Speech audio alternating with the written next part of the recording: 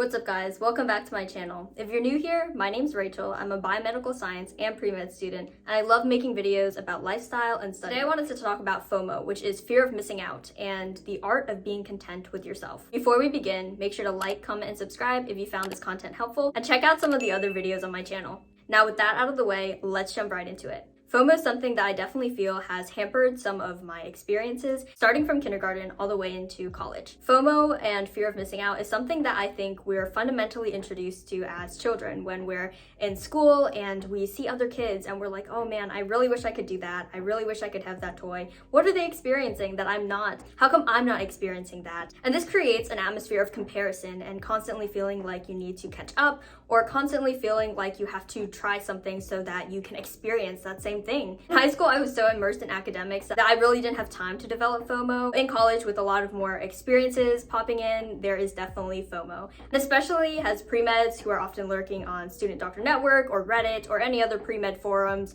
talking to upperclassmen and any other people, I feel like there's this sense of trying to do everything so that we know we're not missing something. This feeling is something that can eventually become really detrimental when you're trying to stretch yourself too thin and do so many different things, a lot of which are not really aligning with your personal values, interests, and motivations. For example, for pre-meds, getting volunteering is super important. I was so stressed when I was a freshman and I heard about everyone who was doing a bunch of different volunteering opportunities. Starting in freshman year, I volunteered at a food pantry, which is honestly one of the most rewarding experiences I've had. But I've always, at the corner of my eye, I look at other pre-meds, man, wow, they actually went to an underserved country. Then I would look at my own activities and I'd be panicked and I'd be like, oh my gosh, why don't I have that? Why am I not a global missionary?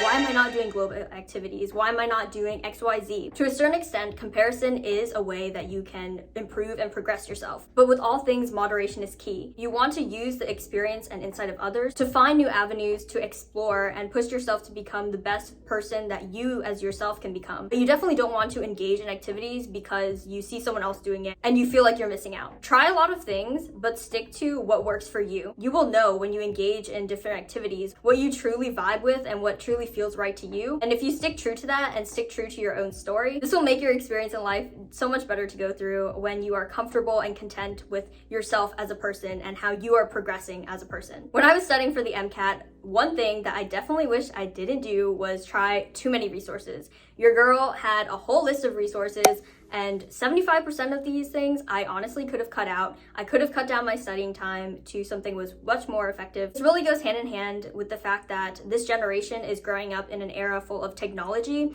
which is a blessing and a curse. With technology, we're being exposed to a wide range of resources that we never would have had beforehand. But this also comes with the danger of overwhelming oneself and just drowning in the amount of knowledge and potential resources that we can use. So it's super important that you find resources that work well for you. For example, with MCAT, resources that really worked well for me included Anki, UWorld, and the AMC official resources. Being a typical pre-med immersed in MCAT, studying for the MCAT, I experienced this resource MCAT specific fear of missing out on certain resources. I would go on online forums and I would read about different resources that students are using and I would be like, oh my gosh, I'm not using that resource. I am going to fail the MCAT. What if I don't use that resource and I miss out on valuable insight? I would go and entirely do that resource for the sole sake of trying to satiate this FOMO and this belief that if I didn't do this resource, I was missing out on some kind of critical information. This is honestly not the way to approach studying or life in general. Inevitably, you will not be able to experience and gain exposure to every single thing. It is not humanly possible. Find things that work the best for you. What you want to do in not only MCAT studying, but for life experiences, relationships, is to find things that you know works for you and that you're comfortable with and that will allow you to grow and progress as the best version of yourself that you possibly can. One thing that I've come to terms with during this year is traveling. So a lot of the times we see people on social media, they're traveling to exotic places from across the world, and I used to have this desire to travel worldwide and try to experience living in another country. The older I get, the more I'm learning about myself and the more that I see that I'm definitely a homebody. Getting out of this mindset mindset that I have to travel, go to different places and different countries around the world just to experience new things and learn new things and gain exposure to different cultures. Once I stepped out of that FOMO and came to terms with what am I comfortable with as an individual, it definitely let me be comfortable in my own skin and happy with the activities that I'm currently engaged in. Staying at home and not being a travel connoisseur definitely doesn't mean that I'm not open to travel or introducing any type of new novelty in my life. In fact, if you guys have seen my last video, I was talking about ways to expand novelty. Don't get me wrong, I definitely do want to travel, but I did come to terms with the fact that traveling as a lifestyle and consistently traveling and traveling at every moment that I get is something that really didn't fit my personality. I love honestly just staying at home,